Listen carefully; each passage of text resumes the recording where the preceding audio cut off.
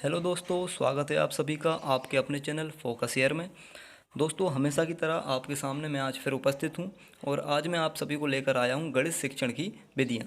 तो आज हम गणित शिक्षण की विधियां देखेंगे। जो 10 विधियां आपको स्क्रीन पर दिखाई दे रही हैं, आइए देख लेते हैं। आगमन विधि, इंडक्टिव मेथड, निगमन विधि, डिडक्टिव मेथड, विश्लेषण विधि, एनालिटिक मेथड, संश्लेषण विधि, सिंथेसिस मेथड, प्रयोगशाला विधि, लेबोरेटरी मेथड, अनुसंधान विधि, ह्यूरिस्टिक मेथड, समस्या समाधान विधि, प्रॉब्लम सॉल्विंग मेथड, प्रयोजना विधि, प्रोजेक्ट मेथड, व्याख्यान विधि, लेक्चर मेथड, और इसके बाद आखिरी है खेल विधि, प्ले वे मेथड। तो देखिए दोस्तों, ये जो 10 विधियां हैं ये काफ़ी महत्वपूर्ण है, क्योंकि यहाँ से हर बार परीक्षा में क्वेश्चन बनता ही बनता है। और जो ऊपर की आपको 4 विधियां दिखाई दे रही हैं, आगमन, निगमन, विश्लेषण और संश्लेषण, ये प्राथमिक स्तर पर गणित शिक्षण की विधियाँ हैं। तो आज हम केवल आगमन विधि और निगमन विधि का ही अध्ययन करेंगे और इनका हम तुलनात्मक अध्ययन करेंगे, एक साथ दोनों विधियों को देखेंगे ताकि किसी भी प्रकार का कोई कन्फ्यूजन दिमाग में ना रहे हमारे। तो आइए चलिए देख लेते हैं। तो एक तरफ है आगमन विधि, दूसरी तरफ है निगमन विधि। देखिए, आगमन विधि में क्या होता है, विशिष्ट से सामान्य की ओर सूत्र का पालन किया जाता है, और निगमन विधि में क्या होता है, सामान्य से विशिष्ट की ओर का पालन किया जाता है। तो देखिए, हम पहले आगमन विधि की बात कर लें कि विशिष्ट से सामान्य की ओर मतलब कि पहले बच्चे को हम क्या देंगे, कोई उदाहरण देंगे या किसी प्रकार कोई तथ्य दे सकते हैं, वस्तुएं उसको उपलब्ध कराएंगे जिससे कि बच्चा उस पर क्रिया करे और स्वयं उसको प्रयास एवं त्रुटि करते करते क्या करे, अपने स्वयं के नियम बना सके। यानी पहले उसको हम उदाहरण देंगे, उदाहरण के बाद बच्चा उस पर क्रियाएँ करेगा, तो क्रियाएँ करते करते प्रयास करते करते त्रुटियां होंगी उससे कुछ बीच बीच में, और वो प्रयास करते करते क्या पहुंचेगा, नियम तक पहुंच जाएगा। जैसे कि मान लीजिए एक त्रिभुज के तीनों कोणों का योग 180 डिग्री होता है। अगर ये हमें बच्चे को सिखाना है तो हम पहले उसको उदाहरण के लिए 3-4 त्रिभुज ऐसे ही दे देंगे और उससे कहेंगे भाई इनके कोण आप सभी माप कर देखो। तो कोण जब वो भाई माप कर देखेगा तो तीनों कोणों का योग उसका 180 आया एक त्रिभुज का, दूसरे त्रिभुज का भी हो सकता है 180 जाएगा, तीसरे का भी 180 जाएगा। तो इस तरह से सभी त्रिभुजों के वो 180 कोण निकाल लेगा योग टोटल। तो इससे उसको पता चल जाएगा कि लगभग सभी त्रिभुजों का तीनों कोणों का योग 180 डिग्री होता है। तो इससे जो दिमाग में उसके बात पहुंचेगी वो सीधी सीधी क्या हुई, कंठस्थ रूप से उसके दिमाग में बैठ जाएगी। तो इस तरह से हम उदाहरण से नियम बना सकते हैं। बच्चे स्वयं इसमें उदाहरण से नियम की ओर जाते हैं, स्वयं बच्चे नियम बनाते हैं। इसके बाद स्थूल से सूक्ष्म की ओर जाती है ये विधि, स्थूल से सूक्ष्म की ओर, और प्रत्यक्ष से प्रमाण की ओर, यानी जो हमें दिखाई दे रहा है प्रत्यक्ष, तो प्रत्यक्ष प्रमाण की ओर जाया जाता है यहाँ पे। तो ये आप ध्यान रखेंगे। और निगमन विधि में क्या है, इसका बिल्कुल विपरीत है। विशिष्ट से सामान्य की ओर थी आगमन विधि, और निगमन विधि में क्या है, सामान्य से विशिष्ट की ओर।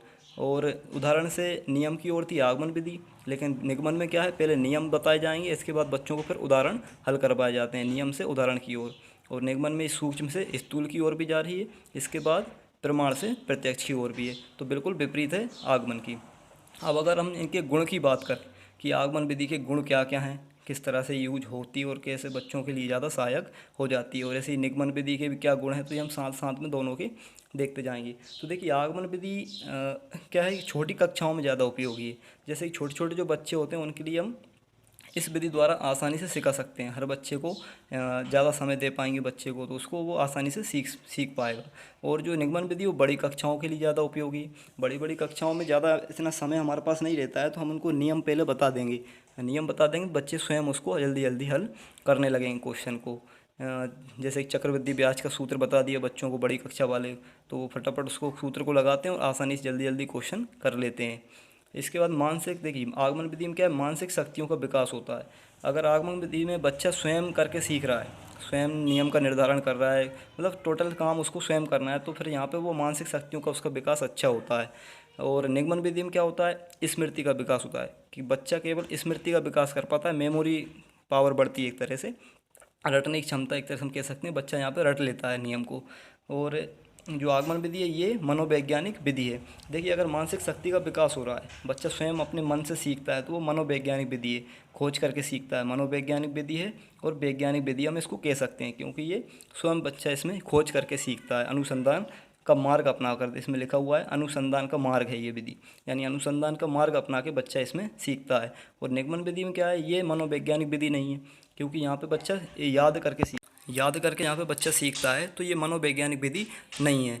और ये तार्किक विधि है, ये ध्यान रखना है। आगमन विधि तो वैज्ञानिक विधि है, लेकिन निगमन विधि कैसी है? तार्किक है, क्योंकि बच्चा यहाँ पे केवल नियम देखने के बाद केवल तर्क करके क्वेश्चन को हल करता है बस केवल। इसके बाद अनुसंधान का मार्ग तो हम आगमन में अपनाते हैं कि बच्चा अनुसंधान खोज करके सीखता है, परंतु निगमन विधि कैसी है? अनुकरण का मार्ग है, यानी बच्चा अनुकरण के द्वारा ही केवल इसमें सीख पाता है, देख कर सीखता है एक तरह से देखें तो हम। तो ये इसके कुछ गुण थे। इसके बाद और आगे देख लेते हैं क्या है। इसके बाद आगमन विधि में देखिए विद्यार्थी स्वयं नियम खोजते हैं। तो ये तो हम देख ही चुके हैं, विद्यार्थी क्या करते हैं? खुद स्वयं प्रयास करके नियम स्वयं खोजेंगे। और निगमन विधि में क्या होगा? नियम के लिए दूसरों पर निर्भर रहते हैं। बच्चे जो होते हैं नियम स्वयं नहीं खोजते हैं, इसमें टीचर द्वारा बच्चों को नियम बता दिया जाता है। इसके बाद अधिक समय तथा परिश्रम। आगमन विधि में क्या होता है? अधिक समय लगता है और अधिक ही परिश्रम लगेगा, ज़्यादा समय लगेगा और ज़्यादा मेहनत करना पड़ती है बच्चों को। इसके बाद निगमन विधि में क्या होता है? कम समय लगेगा और साथ में कम ही परिश्रम करना पड़ता है। और आगमन विधि में बच्चों का आत्मविश्वास बढ़ता है। देखिए बच्चे स्वयं प्रयास करेंगे, स्वयं नियम खोजेंगे, ज़्यादा समय व्यतीत करेंगे पढ़ाई के अंदर, तो उनका आत्मविश्वास बढ़ता है। जब वो नियम बना लेते हैं तो आत्मविश्वास यहाँ पे बढ़ता है। लेकिन निगमन में क्या होता है? आत्मविश्वास में कोई ऐसी खास वृद्धि नहीं होती है, क्योंकि यहाँ पे नियम बता दिया है बच्चों को, पहले से ही सूत्र बता दिए हैं, तो वो पहले से ही उसके दिमाग में रटने की विद्या एक तरह से आ जाती है, तो वो इसमें आत्मविश्वास में कोई वृद्धि नहीं होती। इसके बाद आगमन में अधिक समय तक ज्ञान दिमाग में रह सकता है। ये ध्यान रखना है कि इसमें जो है अधिक समय तक बच्चा दिमाग में जो ज्ञान उसने सीखा है, जो उसने प्राप्त किया है, वो अपने दिमाग में रख सकता है। परंतु निगमन विधि में ज्ञान सदैव दिमाग में रहना निश्चित नहीं है, क्योंकि ये एक तरह रटंत प्रणाली पर आधारित रहता है। बच्चा नियम याद करता है, सूत्र याद करता है, हल करता है क्वेश्चन, और फिर इसके बाद हो सकता है सूत्र भूल जाए, तो इसलिए ये दिमाग में निश्चित नहीं होता है। आगमन विधि में बच्चे और शिक्षक दोनों कैसे रहते हैं? सक्रिय रहते हैं, हमेशा दोनों मिलजुल कर कार्य यहाँ पे करते रहते हैं, सक्रिय रहते हैं। परंतु निगमन विधि में शिक्षक तो सक्रिय रहता है, परंतु बच्चे यहाँ पे सक्रिय नहीं रहते, निष्क्रिय रहते हैं। हमेशा कुछ बच्चे तो निष्क्रिय रहेंगे, कुछ नहीं भी रहेंगे, ऐसा भी यहाँ पे हो सकता है। इसके बाद अगला है देखिए, आगमन विधि में प्रारंभिक अंशों को पढ़ाने में ज़्यादा सहायता मिलती है। अगर हम छोटे छोटे कुछ प्रारंभिक बिंदुओं को पढ़ाएं, अंशों को पढ़ाएं, तो वहाँ पे आप आगमन विधि अच्छे से यूज कर सकते हैं और उनको पढ़ाने में सहायता मिलेगी। परंतु निगमन में क्या होता है? कठिन अंशों को पढ़ाने में ज़्यादा उपयुक्त विधि है ये। निगमन विधि क्या होती है? कठिन अंशों को पढ़ाने में ज़्यादा सहायता देती है। जैसे मान लो कि बड़े बड़े टॉपिक आ जाएँ, तो उनको आप सूत्र नियम द्वारा ही जल्दी जल्दी बच्चों को पढ़ा सकते हैं। अब देखिए इसके बाद आगमन विधि बच्चों पर व्यक्तिगत ध्यान देना। आगमन विधि में क्या होता है? बच्चों पर व्यक्तिगत रूप से ध्यान देना पड़ता है हमें। अगर देखिए बच्चों को स्वयं करके सिखाना है, तो बच्चों को ज़्यादातर समय देना पड़ेगा। बच्चे स्वयं फ्री होकर अच्छी तरीके से अपने स्वयं द्वारा ज्ञान अर्जित करें, तो वहाँ पे उनको अलग ज़्यादा समय देना पड़ेगा और व्यक्तिगत ध्यान देना पड़ेगा। कोई बच्चा गलत तो नहीं कर रहा है, सही कर रहा है, नहीं कर रहा, तो वो सब देखना पड़ता है। इसके बाद निगमन में क्या होता है कि व्यक्तिगत ध्यान देने की कोई आवश्यकता ऐसी नहीं पड़ती, क्योंकि बच्चे को यहाँ पे सूत्र बता दिया है, नियम बता दिए, सिद्धांत बता दिए, तो लगभग बच्चे स्वयं ही करना सीखने लगते हैं, जल्दी जल्दी करने लगते हैं। तो यहाँ व्यक्तिगत ध्यान देने की आवश्यकता नहीं है ऐसी कोई। इसके बाद रोचकता और आनंदित विधि। देखिए आगमन विधि कैसी, एक तो रोचक होती है। रोचक कैसी? बच्चे स्वयं करते हैं, सब साथ मिलकर मिलजुल कर कार्य करते हैं, तो उसमें रोचकता बनी रहती है, एक तरह से इंटरेस्ट रहता है बच्चों का। और आनंदित यानी सभी आनंदपूर्ण होकर ये विधि को अपनाकर कार्य करते हैं, तो ये विधि रोचक और आनंदित है। लेकिन जो निगमन विधि होती है, ये एक तरह से निरस्ता इसमें पाई जाती है। निरस्ता का मतलब कैसी? कि बच्चे इससे बोर भी हो सकते हैं, यानी कि ऊब जाते हैं एक तरह से, जैसे उनको बार बार वही वही सूत्र बताया जा रहा है एक ही कार्य चल रहा है, सूत्र रखो आंसर निकालो, सूत्र रखो आंसर निकालो, तो बच्चों में निरस्ता आ जाती है यहाँ पे। इसके बाद जो आगमन विधि है, इसमें नियम बनाने व जांच करने में महत्वपूर्ण है। देखिए आगमन विधि कैसी? केवल नियम बनाना हो आपको, या सिद्धांत बनाने हो, या किसी सिद्धांत की जांच करनी हो, तो उसके लिए काफ़ी महत्वपूर्ण ये विधि होती है। और जो निगमन विधि है, निगमन में क्या होता है? अंकगणित और बीजगणित में ज़्यादा महत्वपूर्ण है। ये ध्यान रखना है कि अंकगणित और बीजगणित के लिए निगमन विधि काफ़ी ज़्यादा महत्वपूर्ण होती है। तो ये तो उनके गुण हो गए थे। अब चलिए हम देख लेते हैं इनके दोष, कि आगमन विधि में क्या दोष हैं और निगमन विधि में क्या दोष हैं। तो देखिए आगमन विधि अत्यंत धीमी विधि है। हाँ बिल्कुल बिल्कुल सही है कि भाई आगमन विधि कैसी है? बिल्कुल धीमी विधि है, क्योंकि बच्चे स्वयं करते रहते हैं इसमें, तो बड़े धीरे धीरे कार्य वो करते हैं, तो धीमी विधि है। और निगमन विधि कैसी है? तीव्र गति से चलने वाली विधि है, क्योंकि इसमें सूत्र बता देते हैं, तो बच्चे जल्दी जल्दी क्वेश्चन को हल करने लगते हैं। अगर हम बच्चों को देखिए पहले ही बता दें कि पाइथागोरस प्रमेय का सूत्र ये रहा, अब इसके द्वारा उसमें हल रखो, मान रखो, और मतलब समकोण त्रिभुज की एक तरह से व्याख्या करना, तो ये तो सूत्र बता के जल्दी जल्दी कार्य हो जाता है। और देखिए अब आगमन विधि में क्या है? पाठ्यक्रम समाप्त करना मुश्किल है। अगर ज़्यादा धीमी गति से चलने वाली विधि है आगमन, तो इसमें पाठ्यक्रम को समाप्त करना भी क्या हो जाता है? बड़ा मुश्किल कार्य हो जाता है। लेकिन निगमन विधि में क्या है कि आसानी से पाठ्यक्रम समाप्त तो हो जाता है, परंतु बच्चों में क्या होता है, रटने की आदत जो है ज़्यादा आ जाती है। बच्चे क्या है, रटने की विद्या ज़्यादा सीख जाते हैं। इसमें क्या करते हैं बच्चे, आसानी से पाठ को जल्दी जल्दी करने के चक्कर में रटने की आदत एक तरह से उनमें विकसित होती जाती है। आगमन विधि का दोष क्या, देखिए अगला, सभी बच्चों के लिए उपयोगी नहीं है। ये जो आगमन विधि है सभी बच्चों के लिए उपयोगी नहीं है, क्योंकि देखिए हर बच्चा अलग अलग तरह का होता है, हर बच्चा विशिष्ट भी है और सभी की सोचने समझने की क्षमताएं कैसी होती हैं, अलग अलग होती हैं।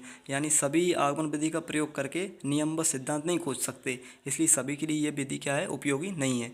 और निगमन विधि में क्या है, देखिए सदैव कक्षा में प्रयोग की जाने वाली सदैव देखिए ये निगमन विधि कैसी, सदैव आप कक्षा में प्रयोग कर सकते हैं, क्योंकि इससे जल्दी जल्दी पाठ्यक्रम भी होगा अपना और जल्दी से बच्चे सीख भी जाते हैं। लेकिन क्या होता है इसमें, बिना ही समझे कुछ बच्चे क्या करते हैं, रटने की प्रयास करते हैं, ज़्यादातर बिना समझे क्या कर लेते हैं, रट लेते हैं उसको और इस तरह से वो कार्य कर लेते हैं अपना पूरा।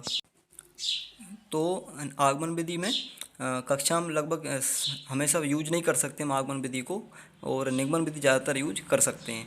तो देखिए कभी कभी गलत निष्कर्ष प्राप्त होने पर विषय की गलत धारणा बन जाती है। आगमन विधि में क्या होता है, कभी कभी जैसे मान लीजिए बच्चे अगर प्रयास कर रहे हैं या कोई नियम या कोई सिद्धांत बनाना चाह रहे हैं, तो कभी कभी गलत निष्कर्ष निकल जाते हैं, बार बार गलतियाँ होती हैं। तो उससे क्या होता है, बच्चे के दिमाग में विषय के लिए गलत धारणा आती है कि ये विषय काफ़ी कठिन है, मुझसे शायद ये नहीं हो पाएगा। तो बच्चा उसको पढ़ने में फिर ऊबने लगता है और उसको गलत धारणा विकसित होने लगती है दिमाग में। और निगमन विधि में क्या रहता है, गलत निष्कर्ष की संभावना बहुत कम होती है, क्योंकि यहाँ पर शिक्षक ने पहले ही सूत्र या पहले ही नियम उसको बता देते हैं, तो बच्चा उसमें उसी के अनुसार कार्य करता है। तो यहाँ पे लगभग गलत निष्कर्ष बहुत कम निकलने की संभावना रहती है। और देखिए इसके द्वारा जो निगमन विधि द्वारा जो ज्ञान हम प्राप्त करते हैं, जो बच्चे ज्ञान प्राप्त करते हैं, वो एक तरह से अस्पष्ट रहता है और अस्थायी रहता है। यानी काफ़ी समय तक दिमाग में नहीं रहेगा, अस्थायी रूप से रहेगा और अस्पष्ट रहता है। बच्चों को ये पता भी नहीं रहता है इसमें कि ये सूत्र कैसे बना, नियम कहाँ से आया। केवल उनको रटने के द्वारा ही वो सब चीज़ें याद करना पड़ती, केवल स्मृति का ज्ञान ही इसमें हो पाता है। तो दोस्तों अगर देखिए वीडियो पसंद आए हो तो लाइक करें, शेयर करें और हमारे चैनल को सब्सक्राइब कर दें और साथ में बेल आइकन भी दबाएं, जिससे कि सारे नोटिफिकेशन आपको आसानी से मिल जाया करें। बहुत बहुत धन्यवाद आप सभी का।